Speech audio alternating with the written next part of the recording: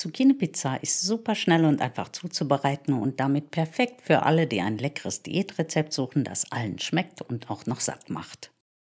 Als erstes müssen die Zucchini grob geraspelt werden. Ich mache das schnell in der Küchenmaschine. Die geraspelten Zucchini kommen in ein sauberes Tuch, etwas Salz dazu, kurz verteilen und dann lasse ich sie so 10 bis 15 Minuten entwässern.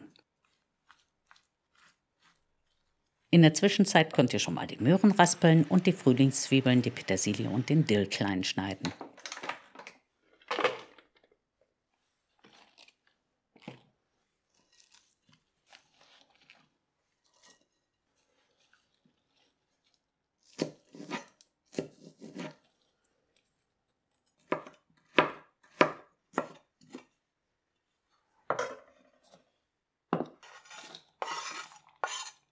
Jetzt kommt das Wichtigste, und zwar muss die Flüssigkeit der Zucchinis gründlich ausgedrückt werden, damit unsere Masse nicht zu matschig wird.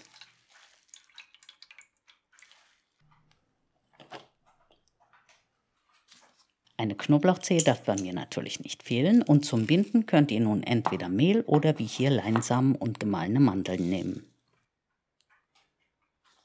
Jetzt kommen noch die Eier, der geriebene Käse und Salz und Pfeffer dazu und dann muss alles gut vermischt werden.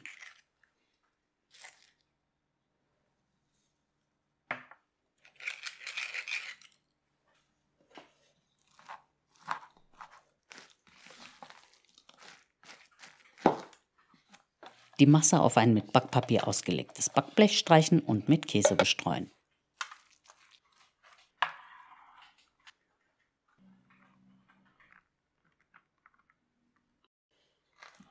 Ab in den Ofen und bei 180 Grad Umluft für 35 bis 40 Minuten backen, bis die Unterseite goldbraun geworden ist.